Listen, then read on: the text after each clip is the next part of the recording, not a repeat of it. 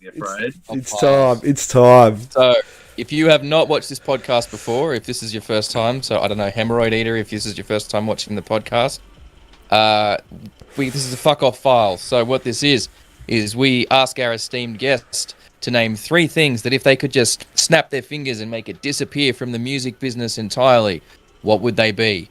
So, Dave, you've had a bit of a time to think about it through the podcast. What's the first thing that you'd get rid of and why? I did have 3 things, eh? And yeah, we've been talking so much I forgot about them. I think ego. Yeah, absolutely. It's too many people have an ego that's way above their station, I think. I think it's like Henry Rollins actually has a thing at some of his shows. I don't know if it's actually from that, but it's supposedly from Henry Rollins' shows. And he puts a sign up that says, for all the musicians and everything, it's like the people that run the show are the people that set it up and tear it down. They're here before you and they'll leave well after you. They should get your salary and you should get theirs. Don't think that you're better than these people because you're not.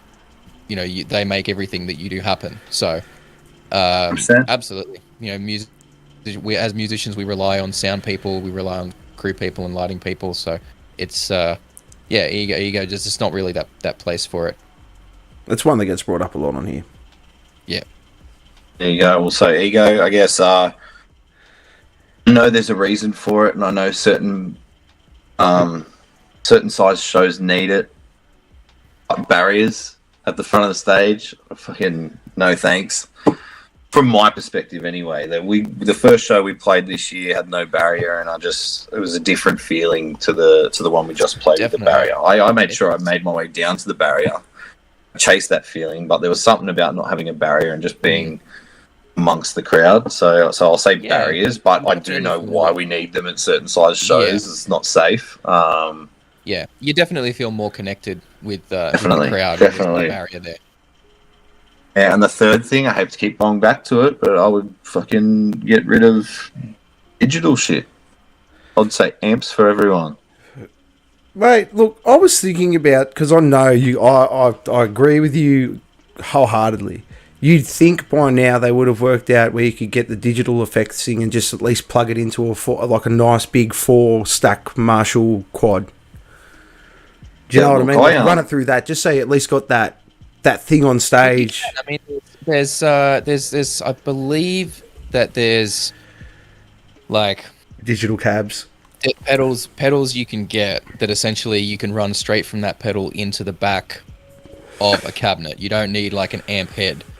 Our guitarist has one, and I have no doubt that if you fiddle with it and set it up for live sound, you've got the time to do that. It probably sounds dope, right? But I haven't practiced. He had it set up for he's got a home recording studio, so he had it set up for that. And I'm sure through those speakers, and that sounds mad. But just to me, never got that sound and feeling that a PV6505 and a Mesa cab will give you. You know what I mean? Yes, so much. They're just look. I won't say that. I don't think they should get rid of digital. I just I'm looking forward to the day when they can mimic an amp properly.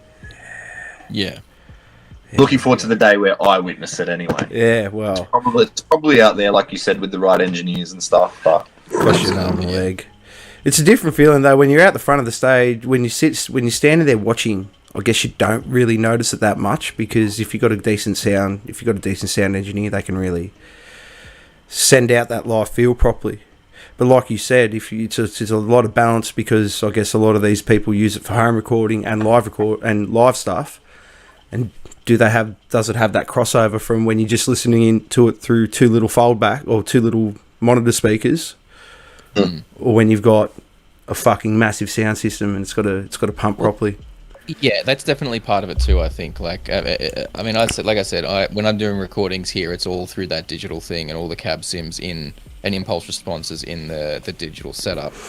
And yeah, when you're in that studio thing and it's a much cleaner sound, much cleaner environment, it's easier to get a good sound out of it, because you have less, you've got less reflections, you've got less reverberations from under the stage or you don't know what the PA system at the venue's like. You've got it like tuned to your setup, and you can really play with it and put some plugins on it and just really, really tighten it up.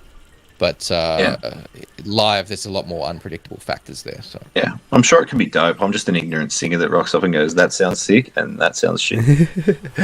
Thank you so much for hanging out with us today. We really hope you had a good time. If you did, please consider hitting that subscribe button and the notification bell down there. It helps the channel grow. We are still a fairly young channel, and we like to try and grow our audience all over the world.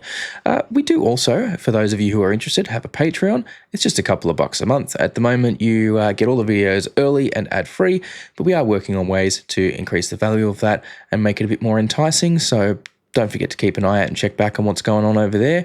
Other than that, thank you so much for your time. Enjoy the rest of your day.